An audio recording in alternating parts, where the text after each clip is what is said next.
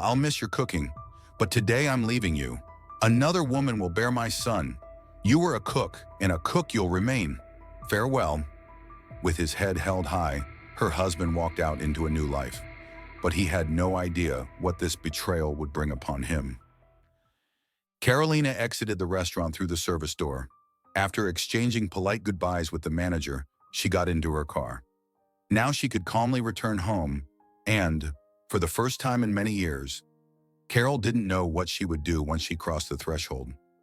At 42, she had managed to preserve her former beauty, but the optimistic spirit she used to pride herself on had vanished.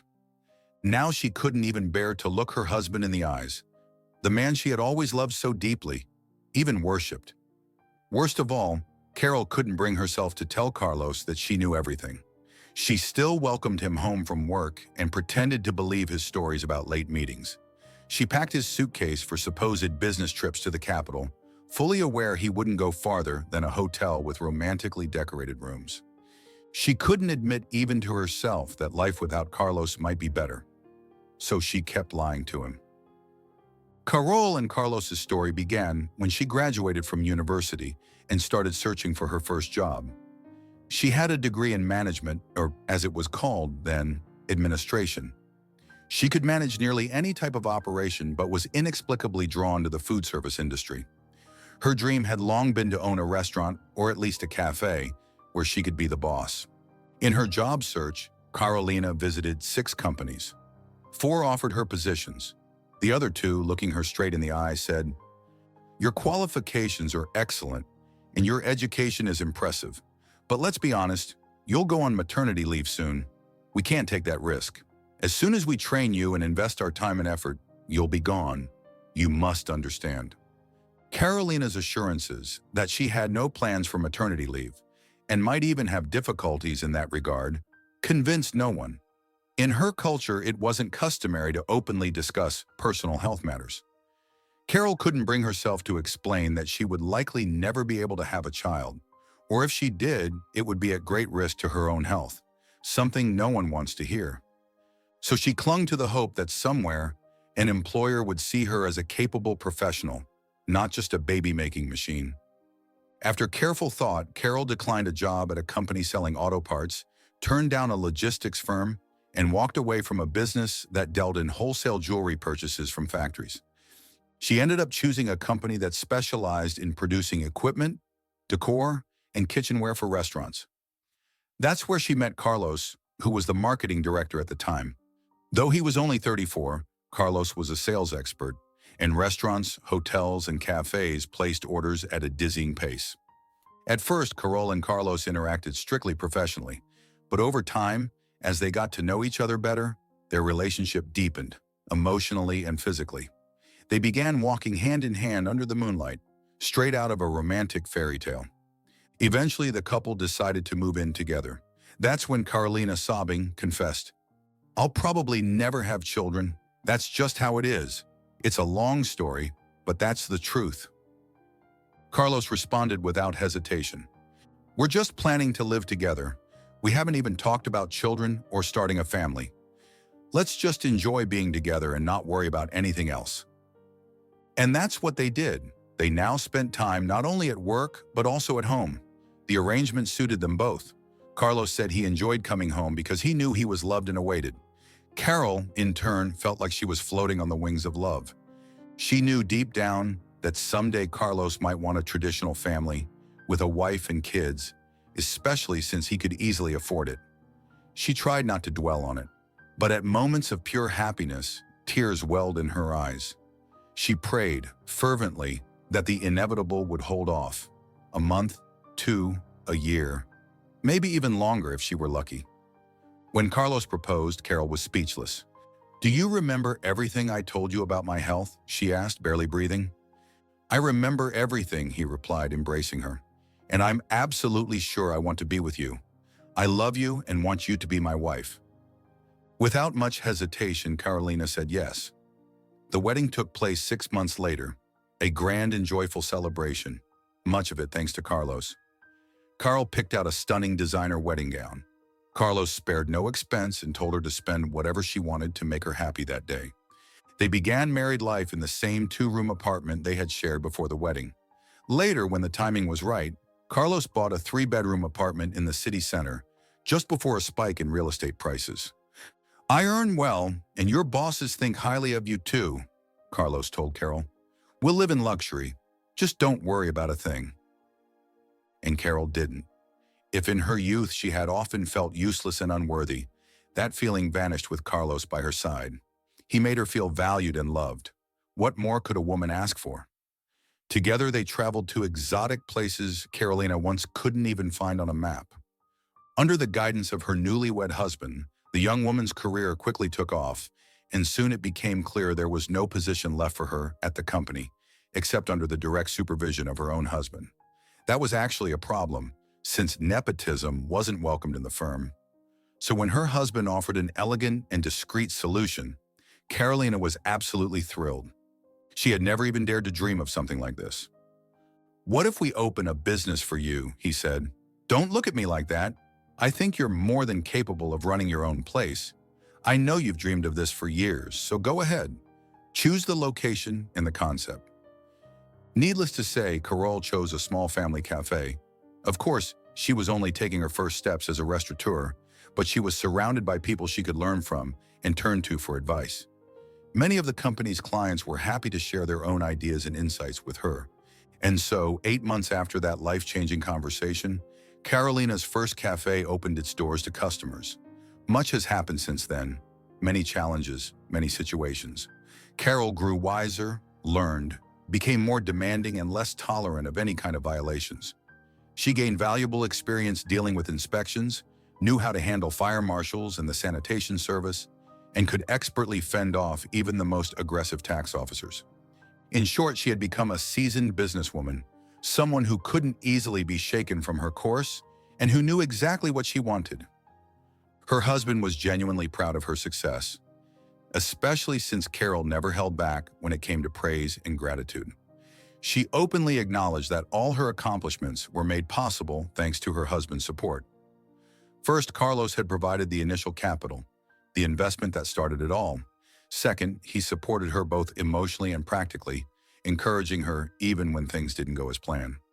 2 years later, Carol began thinking about renting another space and opening a second venue. As always, she turned to Carlos for advice. Without hesitation, he told her he was ready to provide the necessary funds. "If it's working, then keep going," he said with a smile. "Who knows, maybe one day it'll be up to you to feed our little family. Life's unpredictable, so let's call this my way of insuring us against any trouble. I love you, my little one."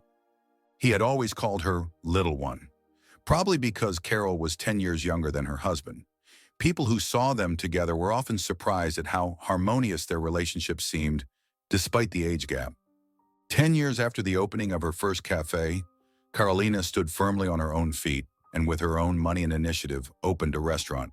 It was the pinnacle of her craft, a dream come true. She presented her restaurant as a place where all culinary fantasies could come true, a place where every guest would find something special. For the past few years, the restaurant had occupied most of Carolina's thoughts, from the stylish interior design, furniture selection, and staffing to creating an enticing menu and signature features for guests. Carol poured her heart and soul into it, constantly improving it. She may have unintentionally crossed the point of no return for her family. But now looking back, Carol realized that it was impossible to blame herself for things beyond her control. Her husband's behavior was entirely his responsibility, and there was no point in torturing herself with guilt. It wasn't her fault that Carlos, like so many men in their 50s, suddenly decided life wasn't over and started seeking happiness elsewhere. No, their relationship hadn't publicly fallen apart. Outwardly, they remained as affectionate and tender as ever. Friends, colleagues, and acquaintances who saw the couple never would have suspected any issues between Carlos and Carol. And yet the woman felt something had changed. Something wasn't right. Maybe that's when she should have sounded the alarm and confronted that strange sinking feeling in her gut. But Carol was immersed in work, and the realization came to her in a flash. One night when her husband lay asleep beside her, looking so gentle, fragile, and defenseless. Just like in the early days of their marriage. He doesn't just not love me anymore. He's been having fun on the side for a long time, Carol thought, staring blankly at her husband. How could I have been so blind?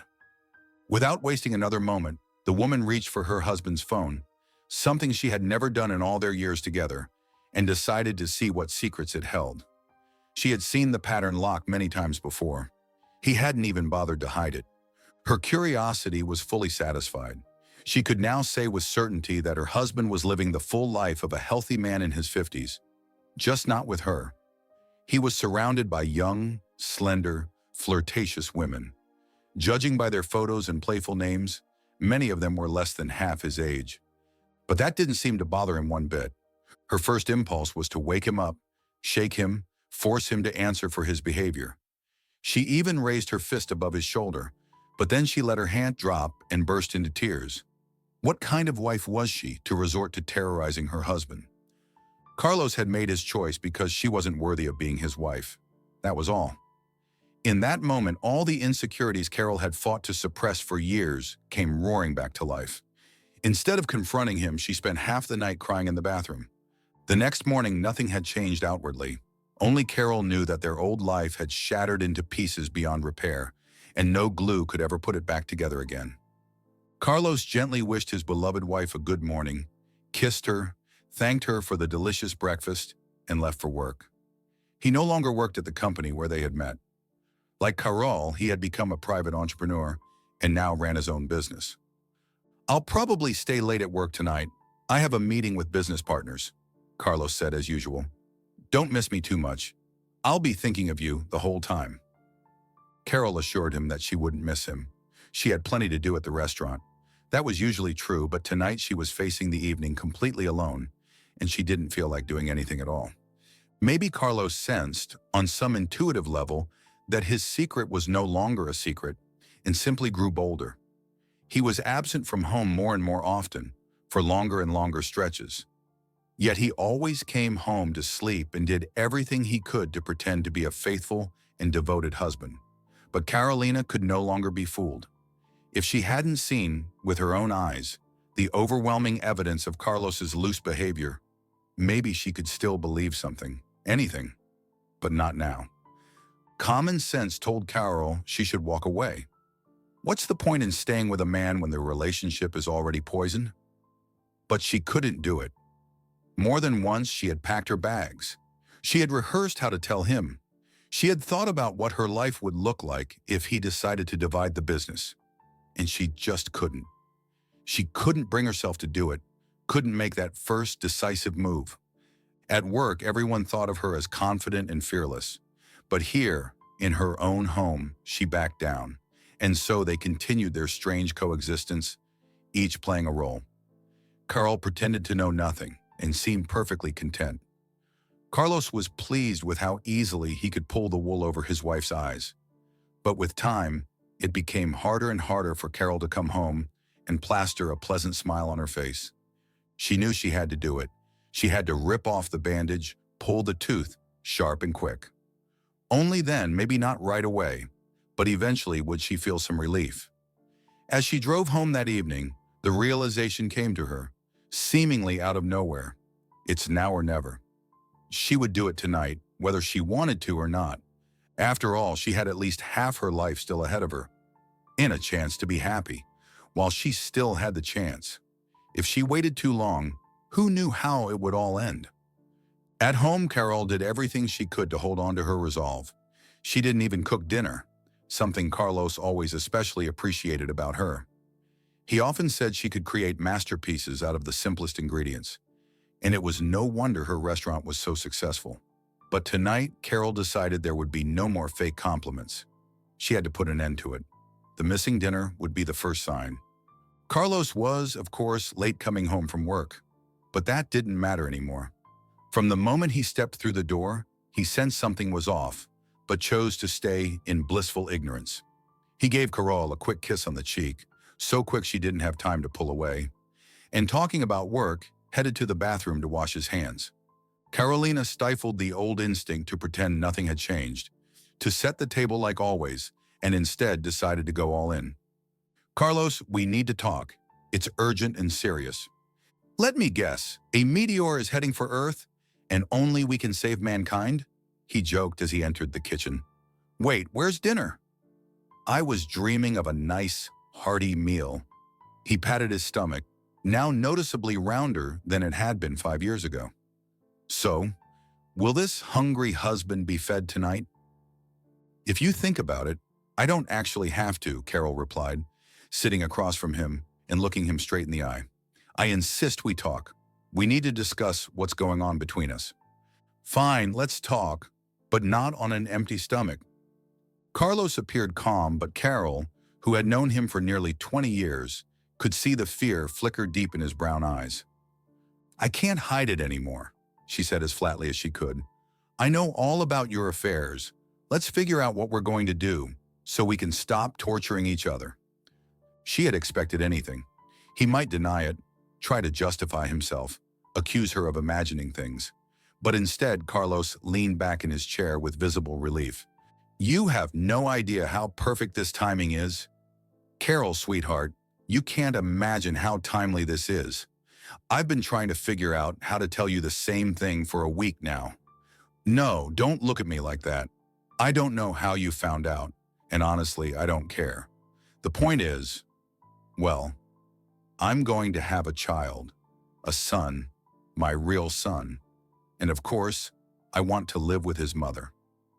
There were few things in this world that could have crushed Carolina more than hearing someone else was having a child. She and Carlos had, by mutual agreement, removed that topic from their lives. They simply lived as if there were no need to have children to continue their lineage. But that never stopped Carolina from suffering in secret. She had wanted a baby, desperately, to hold, to carry, to spoil, to comfort. She wanted to do all the things mothers do for their children.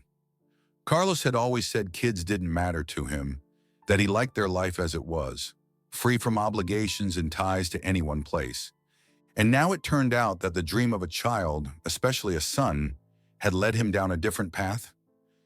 Well, I'm just glad I don't have to console you now.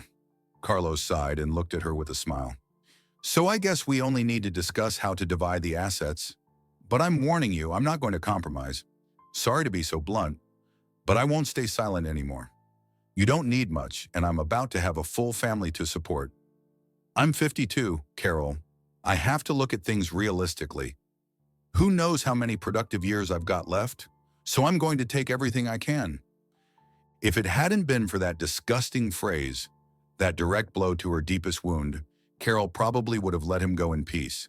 After all, you can't force someone to love you, and what's the point of holding on to someone who wants happiness elsewhere? But the moment she heard how Carlos had already written her off, as childless, as useless, Carol narrowed her eyes. And will you actually manage it? Carol asked calmly. To take everything from me, like you say? Or will we divide everything acquired during the marriage according to the law? You wouldn't dare, Carlos snapped. What do you even need all this for when you have no one to leave it to? Everything we have, it's all thanks to my hard work. You should understand that. Take the restaurant and be content. You won't starve. And you're not exactly starving either, Carlos, she replied with a cold smirk. And I'm warning you, I'll fight for every spoon and fork. I always knew you were a nasty, vile piece of work, he spat, words she had never heard from him in all 18 years together. I always suspected that nature denied you children for a reason. Someone up there didn't want your defective genes passed on. Choke on what you've got. Fine, we'll split things legally, but you won't be happy. Marie is giving me a son. You'll just die alone. Well, look at that. We had such a nice talk, Carolina said, barely holding back tears. If not for this conversation, I wouldn't have known how rotten you are inside. And you really are just a cook, he sneered. That's all you know, how to stand behind a stove. Real women know how to give birth and raise kids, unlike you. So arrivederci, rotten woman. Carlos shot a resentful glance at the empty table, stood up, and left the kitchen. For a long time, he stomped around the apartment, rustling through things, packing, talking on the phone. Carol realized he'd called that same Mariana, the one who, at 52, was now preparing to bless Carlos with a son. Throughout it all, Carol had to sit there with a poker face, like a frozen statue that felt nothing and saw nothing. Oh, how she wished she could really switch off her emotions. Carlos left, slamming the door loudly, and reminded the wife he'd spent 18 years with not to get too attached to the apartment. He said he'd refuse any offer of compensation and would insist on selling the place. "You can insist on whatever you want," Carol said, locking the door behind him. "We'll see." She hadn't felt this sick and dirty inside in a very long time. She didn't know what to do with herself, how to distract her mind. Not only had her life with Carlos ended, a life she had known and cherished, but the unknown ahead of her terrified her more than she cared to admit. But everything passes, and this would too. After careful thought, Carol realized that many women end up in far worse situations, without money, without a roof over their heads, without work, but saddled with several kids. For the first time in her 42 years, not having children felt like a blessing. The days dragged on in a dull, gray blur, but Carolina did her best to return, little by little, to a life of peace and stability. She handled all the legal paperwork herself, determined to sever ties with Carlos both on paper and in spirit. Of course, she had to endure some deeply unpleasant moments in court, as her husband tried to argue that all marital assets should belong to him. At one point, even the judge seemed to be leaning toward favoring Carlos. But then, Carlos let out his infamous statement, "She's barren, Your Honor. Can't you see? What does she need money for? She'll have the apartment. The restaurant belongs to her by the prenup. What else does she want? To pickle her cash? I'm going to have a son with my young wife. That's where the money should go. That's who deserves the investment." After thinking it over, the judge ruled that Carlos's arguments made no sense and ordered a 50-50 split. Carlos's face when the decision was read out was priceless. "This isn't over," he fumed in the hallway. "You've completely lost your mind, Carol. I thought you had enough decency to be fair. You don't even have relatives, no nieces, no nephews, no one to leave anything to. You can't take it with you when you die, but you just have to hoard it all." Honestly, Carol couldn't understand his desperation. From what she knew, Carlos's business was doing just fine. Sure, there may have been some bumps, but nothing so severe that he'd humiliate himself like this in public. As it turned out, the young lady pregnant with Carlos's child was very young. From what mutual acquaintances told Carol, the girl had just turned 17. Carol could only shake her head. Carlos had clearly lost his mind, but one thing was certain: this girl's fertility was not in doubt. In his circle, Carlos even tried to justify his decision in the most hurtful way possible. "I wasted my time on an old bag. She probably had a dozen abortions when she was young. That's why she's barren now. At least now I know this girl is pure, no past, and the way she looks at me, the way she loves me." Carol simply shrugged. What did she care if someone loved Carlos now? Her life would be completely different from now on. She decided it was time to try something she had always denied herself. Extreme sports like skiing or scuba diving weren't for her, but travel, that was exactly what she needed, especially since her business had long been running smoothly without her. She trusted her managers and staff completely and could finally afford to leave the country for a while. Once all the paperwork was done and the legal chaos behind her, Carol bought the long-awaited tickets with a deep sense of closure. "Are you sure you don't want to go to Paris or Milan?" the young travel agent asked wide-eyed. "Not that your choice is bad, but you should know, for a woman of your level, well, the conditions might be a bit too primitive.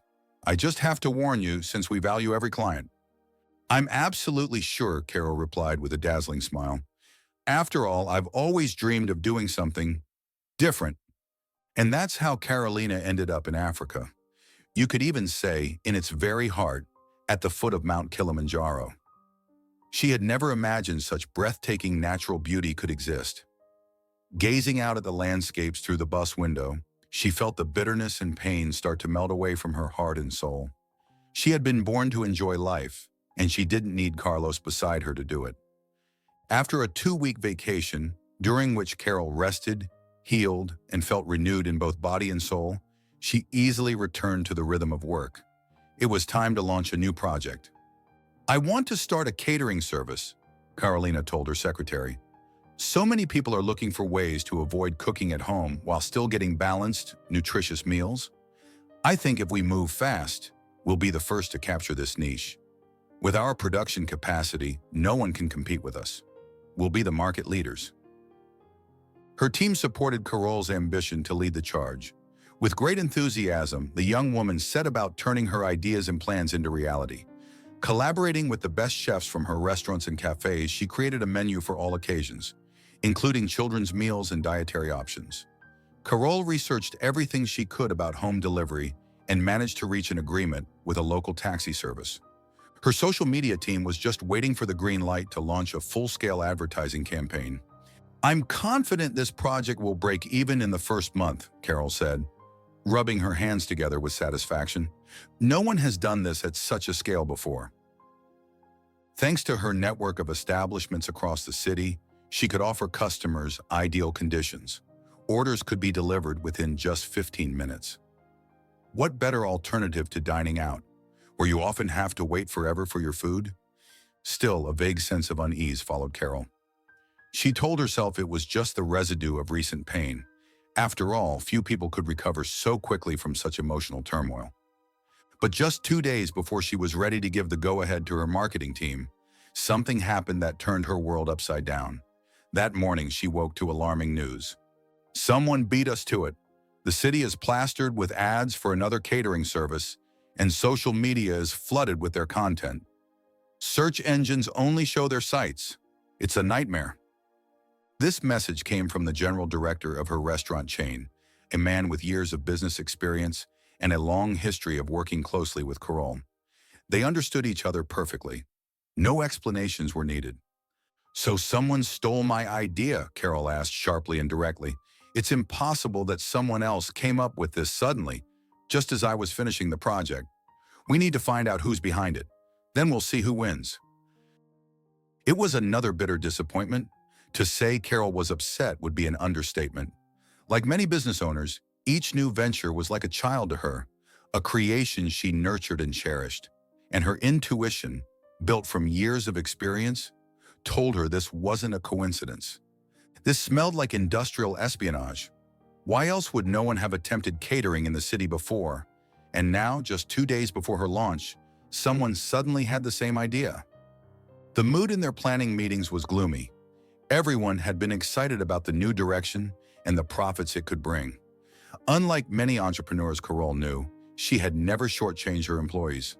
Bonuses were paid not only quarterly or annually, but also after every major profit milestone.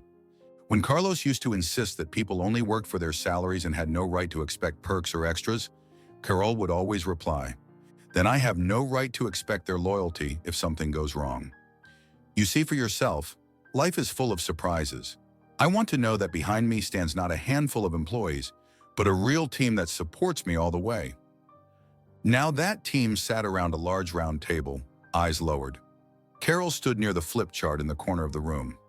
"It's disappointing how things turned out," she said, controlling her emotions. "But that doesn't mean we won't launch. Today I'm giving the order to begin the campaign, and I hope you'll all support me." Her staff responded in unison with murmurs of support and loyalty. Only when everyone had left and Carol remained with her deputy, someone she trusted like herself, did she say what she had really been thinking. "We need to find out who's leaking information. This can't be a coincidence. The timing and the concept match too closely. Don't you think?" "I do," her deputy replied, "and I think you should sit down, because what I have to tell you, you're not going to like it. You're absolutely right. It is espionage. We don't yet know who leaked the info, but we do know who received it." That's how Carol learned that the owner of the company launching the rival catering service was none other than Marie, and the ultimate beneficiary was Carlos. Clearly, her demand for a fair asset division had wounded his ego. Carol leaned back in her chair and did something she almost never did. She lit a cigarette. Watching the grayish smoke curl toward the ceiling, she spoke aloud. "I wonder what Carlos expects to gain. He does have business experience, but that doesn't mean he can handle the food industry, especially something as specific as catering. Obviously, this was done just to spite me, and I must admit, he did it with shocking precision.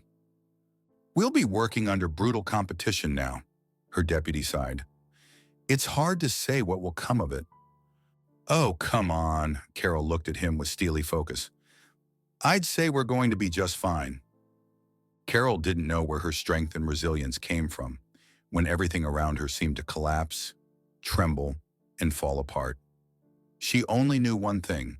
If she gave up now, she'd be giving Carlos the greatest satisfaction of all. Like many women in her position, she didn't stalk his life, didn't hire private investigators to follow him, didn't try to rekindle anything. She simply erased Carlos from her life. But it seemed Carlos, in his vindictiveness, had no intention of letting go. He wanted to punish Carol simply for existing. The young woman followed through with her plans and launched the advertising campaign right on schedule. Of course, had she been first to market, the results would likely have been more striking and overwhelming. But since consumers were being told that the company delivering their meals was a subsidiary of two already well-known establishments, they had no trouble attracting customers. First, regular patrons of Carol's restaurants gave the new format a try. Then gradually, many more locals began placing orders. Carolina had to stay on her toes, constantly coming up with new offerings to keep clients happy. Intuitively, Carolina knew it was too soon to celebrate. Her success felt fragile and uncertain. And worse, she kept sensing signs of hostile interference. She couldn't truly feel at ease while she suspected there was a mole in her team, someone leaking information to Carlos. Despite her best efforts, they hadn't yet identified who was behind the breach. What made it worse was that several times, new ideas, just days away from implementation, suddenly appeared at her competitors. That couldn't be coincidence. Carol tormented herself with endless, often baseless suspicions. Honesty and loyalty had always meant the world to her, and now the uncertainty was wearing her down. Again and again, she mentally reviewed her team, people she had worked with side by side for years, but still couldn't tell who was truly loyal and who had betrayed her. One of them, or maybe more, was selling her out to her ex-husband. That was what hurt the most. She had loved these people in her own way, had walked this road with them, and they had betrayed her. Time and again, she thought about how to flush out the traitor. She needed someone she could rely on. But who? Her assistant, for example. Her right hand. Surely she could confide in him. But what if he was the very one leaking her plans to Carlos? Or the head chef, who had gained a lot from working with Carol? Could he have betrayed her for the right price? Eventually, Carol came to a clear conclusion. She had to handle it on her own. She couldn't trust anyone, which meant she needed to be smarter than her enemy. The next day, she arrived at work in high spirits and gathered the team. I have amazing news. We're launching a new line of business. I'm sure no one else has planned or attempted anything like this yet, so it'll cause a real sensation. The staff exchanged smiles. Everyone knew, if Carol was planning something, chances were it would succeed. They were ready to follow her, to help their leader reach new heights. But since this project is confidential and it'll take some time before implementation, she added after a pause, I'll be discussing each of your roles in private. Again, they glanced at each other.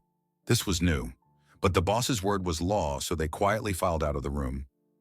One by one, Carol brought them into her office and held long, seemingly personal discussions. What none of them knew was that she gave each person completely different information. Carol had decided she would find out who was leaking to Carlos. The logic was simple. Whichever confidential idea showed up at her competitors first would reveal the spy. By business standards, she didn't have to wait long. Just 2.5 months separated Carolina from the moment of truth. Well then, Carol began at the Monday planning meeting, as you know, we've been working on a few new initiatives. I asked you not to share details with each other because I needed to make sure nothing leaked to competitors. She looked at her staff, people with whom she had, quite literally, been through thick and thin. It would be painful to lose the trust of even one of them. We didn't share anything, came a voice from the far end of the table. We followed your instructions. I have no complaints about the cold kitchen or delivery departments, Carolina nodded, but I can't say the same about others. Her gaze settled on the secretary. Everyone turned to look where Carol was staring. Elena, the secretary, had been with Carolina practically from the beginning. Carol had given her that first job straight out of technical school. She hadn't cared that Elena didn't have a higher education, only a vocational one from a place no one had even heard of. Back then, Carol had said, everyone deserves a chance to rise above their circumstances. Elena, if you remember, we discussed a specific area of work with you. Interestingly enough, our competitors are now developing the exact same direction. Can you explain that? I think it's just a coincidence. Elena had gone pale under her foundation, but Carol's sharp eye noticed the way her employee's gaze darted nervously. It's just a coincidence, and you have no right. I'll sue you. Then you'd better sue your other employer too. The one who's been helping you live quite comfortably all this time, Carol replied coldly, especially since you were careless enough to conduct your little side business from your company laptop. The room fell into stunned silence. I hope you'll be gone within the next 30 minutes, Carol said quietly and collapsed into her chair. Ever since she had gotten rid of the spy and her team, life had become much easier for Carol, especially emotionally, though her business affairs also improved. Now she could be almost certain of everyone who walked into her office, almost because a small worm of doubt still gnawed at her now and then. After all, Carlos hadn't orchestrated the spying for no reason. According to the data her system administrator had retrieved from the ex-secretary's laptop, Carlos and Elena had once been involved in a very concrete romantic relationship. It had all happened behind Carol's back, at a time when she hadn't even begun to suspect a thing. Carlos, it seemed, still had the ability to hurt her, even now at a distance, long after the fact. But Carol dreamt of one day freeing herself from the weight of those memories and living happily again. At least now she knew for certain. She would never fall into that trap again. 2 years flew by in the blink of an eye. Carol immersed herself in building what she now called her food empire. In addition to her cafes, restaurant, and catering service with its own delivery fleet, she now owned a chain of bakeries, a children's center, half a dozen food courts and entertainment venues across the city, and even sold her own line of desserts and coffee under a personal brand. She heard little about Carlos, and what did reach her ears didn't bring much joy. Mutual acquaintances noted that he had started looking increasingly unkempt and was no longer focused on his business. He had even sold the auto repair shop he had once been so passionate about. It's like the will to live was just drained out of him, a longtime family friend once remarked to her. Carol nodded politely and quickly found something else to do on the other side of the room. She had no interest in discussing Carlos or his new life. Her own personal life had felt off limits for a while, at first, but now things had gradually begun to fall into place. Of course, she wasn't planning to get married, and she didn't pursue any long-term romances. But that didn't mean she was short on admirers. There were plenty of men to take her out to the movies or for a drink at a cozy little venue. As she neared 45, Carol had a firm grasp on what she wanted from life, and she knew how to get it. So no, she had nothing to complain about. She was happy and content. Just as long as Carlos doesn't come running to me for help, she thought wickedly for a moment, but quickly shook the thought away. Carlos was an experienced businessman. He'd figure things out on his own. But life doesn't always follow our script. That day had started out like any other, and Carol had no idea how much it would change things for her. A cup of coffee on the balcony overlooking the park, the underground parking garage, the drive to work. It was all just like yesterday or a week ago. But then, in the reception area, her new secretary introduced a visitor. Mariana wants to see you, the girl said plainly. There seemed to be nothing unusual in the request. Carol often met with potential suppliers or staff. Her business was growing, and constant meetings were just part of moving forward. But she recognized the very young woman immediately, even though she had only seen her in passing. It was the same girl whose fertility had shattered an 18-year marriage. Carol's first instinct was to refuse outright, let the girl go wherever she pleased. Not only was she once a rival, though her catering company had failed a year ago, but she had also dared to carry on an affair with a married man. Carol had never understood such behavior. Now that she was single and free, she made a point of checking the relationship status of any potential romantic interest before going further. But youth and a certain kind of upbringing likely explained much of Mariana's actions. If you refuse to speak with me, Mariana said, lifting her chin defiantly, next time we'll be meeting in the presence of journalists. You think I'm afraid of that? Carol answered with a question of her own. Come in.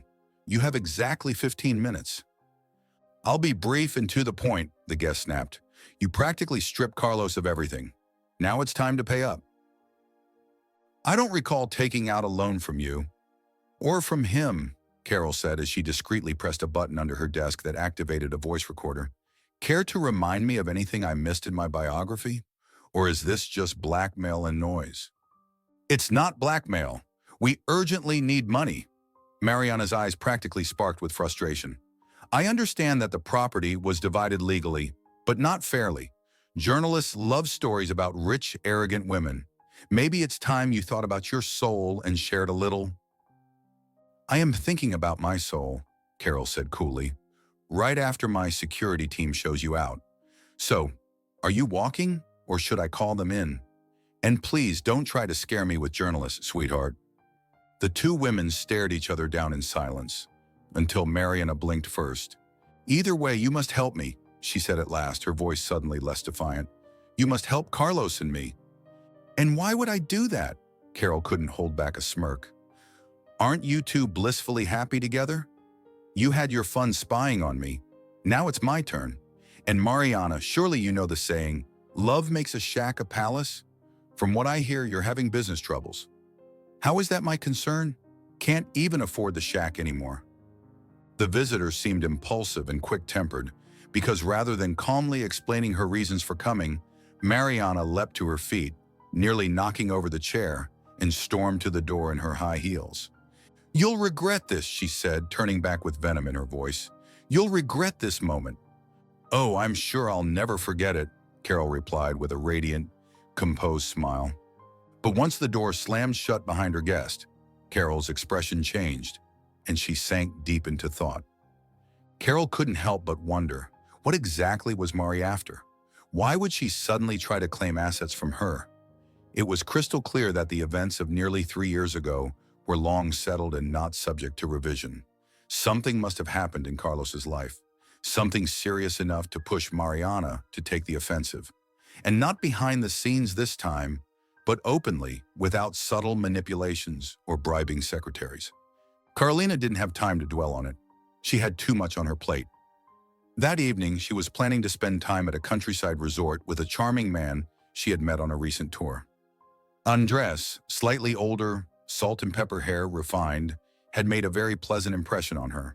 When he suggested they spend time alone and mentioned he knew just the place, Carol hadn't found it in herself to say no. And truthfully, she hadn't wanted to. She was fully enjoying the perks of her wealthy, free life, but for now she still had a full workday ahead. There were plenty of little tasks that were hard to delegate. Carolina dove into her routine. I'm telling you, she'll see me. The noise outside her office was something entirely new. Carolina loved order, and usually she saw staff by appointment during free slots in her schedule. Most communication was done electronically, and hardly anyone dared barge into her office unannounced. The intercom buzzed, and her secretary's voice came through. There's a man here asking to see you. He says you'll let him in. And then, like thunder out of a clear sky, came Carlos's voice. Carol, don't be foolish. We need to talk, please. She'd heard from her girlfriends that old love never truly fades, especially if it was your first. Many had speculated that if Carlos ever came crawling back, Carol would welcome him with open arms. After all, 18 years don't just vanish from memory. But contrary to all predictions, Carol felt no flutter in her chest now. No nerves, no sentiment. He wanted to talk? Fine. Then they'd talk. Her curiosity was still there. How could it not be? Let him in, she ordered, pressing the intercom button. I'm so glad we finally get to talk. Carlos flopped into the chair across from her, as naturally as if no time had passed, as if he'd just come back from a business trip and was dropping by to chat with the wife he'd lived with for nearly 2 decades. I don't have time for small talk, Carol said flatly, shuffling the papers on her desk. I have more work than I can handle, so get to the point. You're always like this, Carlos sighed. I come to you with an open heart, and this is how you behave. Not even a cup of coffee, not even a warm welcome for the man who once loved you. Carol said nothing, but her eyes spoke volumes. Your wife already dropped by earlier today, also demanding a meeting. Don't you two coordinate your plans? She's not my wife, Carlos snapped. Things went completely off the rails. You have to understand me. Carol tilted her head, intrigued. In her mind, she gave Carlos exactly 15 minutes to say whatever he needed. Then he'd be out. Here's the deal, he said, picking up on her expression. Back when Mari lured me away from you. Well, you know what I mean. When you got a 17-year-old girl pregnant and thought your life was all set, Carol interjected. That's not how it was, but none of that matters now. Carlos shook his head and began gesturing animatedly. At the time, I thought I'd found someone young, pure, untouched. You know, every man has that dream, to find something rare and magical. Carol looked at him with a mix of pity and contempt. He had just basically admitted that he saw her as a botched first draft. When Mari told me she was pregnant and said she felt it was a boy, Carol, I swear I was the happiest man on earth. You wouldn't understand. One more comment like that and I'll personally toss you out of here, Carolina said with a dazzling smile that clashed violently with her ice-cold tone. Sorry, Carlos raised his hands defensively. I didn't mean to hurt you. I get it. It's not your fault. Look, the point is, after you robbed me, he paused under Carol's stare. After the fair legal division of assets, Mari and I bought a nice apartment. But like every expectant young mother, she wanted security. So she insisted the apartment be registered in her name. In case something happened, right? Corral finished for him. Never thought I'd live to see the day when a man hits 50 and his brain turns to pudding. Yeah, you guessed it, Carlos admitted, rubbing his face. I made a grand gesture and bought the apartment in her name. What's wrong with that? Don't I have the right to look after my son? If everything was going so well, you wouldn't be sitting in my office whining like a stray mutt with its tail caught in a door, Carolina said bluntly. You have 12 minutes left. Better use them wisely. You're a harsh and ruthless woman, Carlos muttered, shaking his head. Anyway, here's what happened next. The baby was born. A son. The most beautiful boy in the world. Oh, Carol, if only you could have seen those blue eyes, those rosy cheeks, those tiny little hands. Carlos lost himself in the details, raving about the newborn. Carol's jaw clenched so tightly her teeth ached. No, she didn't envy him. Well, maybe just a little. But the only reason she didn't throw him out on the spot was because she was dying to know what he really wanted. That was the only thing keeping her seated. After Mateo was born, Mari changed a lot, Carlos said with a sob. First, she made me open a business for her. She said she wanted to stand firmly on her own 2 feet. And so the best idea you could come up with, Carol cut in sharply, was to convince your former mistress to spy for you. Brilliant. You really were fresh out of ideas, weren't you? What was I supposed to do? Carlos snapped back. Every time I came home from work, Mari would tear my head off, saying I wasn't giving her enough money and that she felt like a nobody.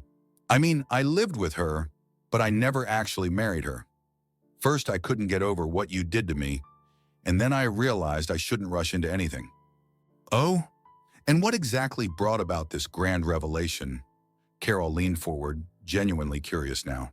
I started to sense she was hiding something from me, Carlos said, shaking his head with a sigh. All those secret chats, whispering in the bathroom while I was holding Mateo. And she'd go off to her mother's for days at a time, just leaving the baby with me. Carolina, it was a nightmare. He clearly expected sympathy from his ex-wife, but none came. Carolina stayed silent, expression unreadable. Eventually, Carlos continued. Can you imagine? Turns out Mari already had a son. My sweet, innocent, pure little Mari had a kid from a previous relationship. She had him when she was 15 and left him with her mother to raise. When I found out, she didn't even apologize for lying. She just brought the brat straight into our home. Carol burst out laughing. Really, if ever there were a punishment tailor-made for Carlos, this was it. Justice had clearly taken care of it all on its own. Nothing to add, nothing to take away. Completely undisciplined, raised in the countryside by his grandma, Carlos spat. And Mari? She demanded I adopt him. So what, you weren't planning on being a father of many? Or is 2 still within your comfort zone? Carol couldn't resist mocking him. Anyway, if you came here just to whine about your hard life, consider your mission accomplished. Doors that way. Stop with the sarcasm, will you? He pleaded. You don't even know half of it. Mari made me do all of it. I didn't realize how bad things were going to get. So let me get this straight, Carol interrupted, her tone biting. Mari seduced you, raped you, gave birth to your child, and now demands who knows what else. Oh, and I forgot. She made you buy her an apartment, moved in her hidden son, and all the while dreamed of snatching your business. Did I forget anything? You forgot plenty, Carlos said bitterly. I only found out recently. Carolina, I was so blind. Turns out Mateo isn't even my son. Carol threw up her hands, suppressing a grin. How could that possibly happen? She said with mock astonishment. So you gave her your heart and cheated on your wife of 18 years with your whole soul? And this is how she treated you? Who would have thought the sweet, innocent girl who had already done a maternity ward stint at 15 could cheat on you? You may find this funny, but I don't, Carlos replied darkly, because not only is the apartment in her name, but a large part of the business is too. Surprise, surprise, Carol murmured. Look, I didn't want to lose such a treasure. Mari kept saying she needed to be part of the company in case something happened. She said men don't live long, and she was right. Statistics back that up. Everything I did for Mateo. I just wanted to secure his future. And then you found out he wasn't even yours, right? I learned it by accident, Carlos continued.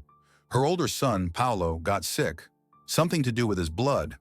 I don't know the exact diagnosis, but Mari talked me into spending a fortune on his treatment. She said Mateo was emotionally attached to his older brother, and we had to do everything we could to save Paulo. She even threatened to hurt herself if we didn't. I mortgaged the business, took out loans, did everything I could to fund the treatment, but the doctors said Paulo would need a bone marrow transplant, and fast. Time was running out. Carol sat in silence, watching Carlos sit before her, defeated.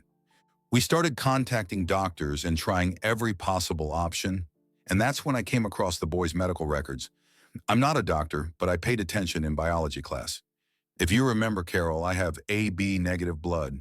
In school, they told me it was one of the rarest, and Mateo's chart showed blood type O. A father with AB blood can't have a child with type O. It's biologically impossible. So you came here to give me a biology lecture? Carol asked, her tone cool. She was curious how the story would end. But she never forgot that this was Carlos, the man who had betrayed her. I demanded an explanation from Mari, and she gave it to me. Threw it right in my face. Carlos's voice cracked. Turns out the boys have the same father. Some old friend of hers. Someone she grew up with. Her first and only love. That's how she put it. Can you imagine? He's the first and only man I've ever truly loved. Then she said, Mateo's real last name is Hernandez. Just like that. And she added, but really, a father isn't the one who creates a child. It's the one who raises him. She went on and on about how she didn't know who the father was at first, but I wasn't buying it anymore. Sadly, Carol, in the kingdom of women, this is a classic story. Get knocked up by one guy and dump the kid on another, preferably one who has something to offer. That's what happened. My kindness was taken advantage of. She used me like a surrogate dad, like a walking wallet, like some fool. She made up her mind ahead of time that her kid needed a rich daddy. Carol listened in silence, not interrupting. So then Mari gave me an ultimatum. Honestly, I wanted to kick her out, or leave myself. But there's no way to get her out of the apartment now. Anyway, she said she'd force me to pay child support for Mateo and prove that I knew he wasn't mine when I declared paternity. Thank God, oh thank God, I never married her. The man slumped in the chair, hanging his head. Carol gave a dry nod. All right, enough whining. Get on with it. My time is money. There's not much to say, Carlos muttered. Mari gave me conditions. I'm to sell everything I own and scrape together the money for the operation. Apparently, there's hope Mateo might be a compatible donor for Paulo. If that's the case, it could be manageable for me. But obviously, I'll need to borrow from friends and take out loans. That's why I came to you. I heard Marie already tried her luck here too. She loves that little bastard so much she'll bleed anyone dry for him. So Carolina, I'm begging you, help me. Are you seriously mocking me right now? Carol asked in a quiet, icy tone. You're asking me to pay for your mistress's whims? They're not whim, Carlos declared grandly. It's a matter of saving a child's life, a child who's done nothing wrong. Think about it. Paolo is innocent, and besides, he's Mateo's full brother. I raised Mateo like he was my own. You can't stay indifferent. You're a woman after all. From the way you talk about him, Carol cut in, it sounds like you can't stand either of those boys. So at least stop lying to yourself. You're right. Carlos slumped even further. But Mari promised to leave me alone, her and her sons, if I just do what she asks. All I need is the money. If you want, Carol, I'll sign a promissory note. If not, listen, maybe we should get back together? Just forget these past 3 years ever happened. Pretend they didn't. You don't have kids, I don't either. Let's be together again. Remember how good it was? We traveled, we worked together, we had everything. I'll try to make it up to you, I promise. And maybe someday we'll be able to look back and say, we did something good. That should count for something, right? Yes, we had everything, Carol said quietly, looking him in the eye. Your 15 minutes are up. Get your things and go. Wait, what? You're not going to help me? Carlos stared at her in disbelief. I have no one else to turn to. Everyone who could have helped has already turned me down. I owe money left and right. My business is on life support. I've drained everything out of it and reinvested nothing. You can't just leave me like this. You have no right. You have 2 options, Carol said with a sigh. You leave on your own, or I call security. You can't do this to me, Carlos cried. You don't understand. Mari's got me by the throat. I'm her hostage. If I don't find the money for Paolo's treatment, I'll be ruined, bankrupt. But if I do what she says, she won't go after me for child support, and I might survive. Carol, please. I'm not young anymore. I might not survive this betrayal. What, do you want me to drop dead of a heart attack in some gutter? He even jumped up from the chair, maybe to make his desperate plea sound more dramatic. Did you think I'd just forget what you did to me? Carol hissed, locking eyes with him. You thought I'd just forgive the betrayal? So it was okay to destroy my life. But now that you're suffering, you want pity? You didn't care about my tears. You deliberately tried to destroy my business. You did everything to please Mari. Well, congratulations. Now go deal with Mari. Leave me out of it. Got it? But you can't be so heartless toward a child. Carlos tried again, pressing the one button he thought might still work. Even if you don't care about the man you spent 18 years with, think about that boy. He doesn't deserve to die. He'll be fine, Carol said coolly. His mother will take care of it. She'll squeeze every last cent out of you. I'm sure if someone looks hard enough, they'll find you've still got hidden assets. That'll be enough to get Paolo a transplant in a foreign clinic. And since Mateo's a match, you should be counting your blessings that Mari's so enterprising. She'll do whatever it takes to save her son. But that would leave me with nothing, Carlos howled again. You're shameless, arrogant, vile, disgusting, stupid, and barren, he snarled. I always knew there was a reason you couldn't have children. It's nature punishing you for who you are. Let's end our conversation on that uplifting note, Carol said, her patience completely gone as she pointed him to the door. You've got a lot to do, like finding the money to treat Mari's child. Time to turn your pockets inside out. So go on, Carlos. I won't keep you. You should be ashamed of yourself for acting like this, the man muttered as he reached the doorway. Your business seems to be booming. You've expanded in everything. You wouldn't go broke if you helped out just a little. And I'm still not totally useless, you know. We know each other. We trust each other. Why not give it another try? We could live together again. Carol didn't even bother responding. That evening's date turned out to be a pleasant one, even though Carol found herself repeatedly distracted and lost in thought. Her new acquaintance was doing everything he could to impress her. You're so sad and mysterious, Andres said, looking into Carolina's eyes. I get the feeling you're only here with me physically, but your thoughts and your soul, they're somewhere else. You're not far off, Carolina gave him a wide smile. You could even say you nailed it. She had no intention of opening up to this man or pouring her heart out, but something had shifted in her today, something fundamental. As much as Carlos repulsed her, she still couldn't shake off what he had told her. She still hated Mari with all her soul, though to be fair, she was quite satisfied with the mess Mari had created in Carlos's life. But the older son, Carlos had been right about one thing. The boy wasn't to blame. When her companion briefly excused himself to the restroom, Carol couldn't resist. She called her assistant. "Tell me, how much money do we have in our accounts?" she asked. And after hearing the answer, she blurted out quickly, almost like if she didn't say it now, she might change her mind. "Reserve the funds and don't pay the suppliers yet. I'll figure something else out for that. Yes, I already know what the money's for. We'll earmark it." As soon as Carolina returned to the city, she followed through.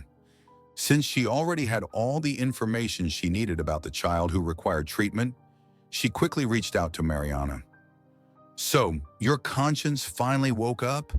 the girl asked bitterly when Carolina explained the purpose of her call. "Did greed finally lose?" "I want to wish you happiness," Carol said calmly, ignoring the barbs. "And I hope your children grow up healthy. There's nothing more valuable in the world than a child's health. You know I'll earn it back. I don't have a ball and chain dragging me down in the form of an aging failure. And you, my dear," she added, her voice steady, "once your older son recovers, you'll need to think about stripping Carlos of his parental rights. Because after that, he'll latch on to Mateo and try to make the kids support him in his old age. He has enough spite and enough money for lawyers to sue for alimony. Tell Paulo I said hi, and have a nice day."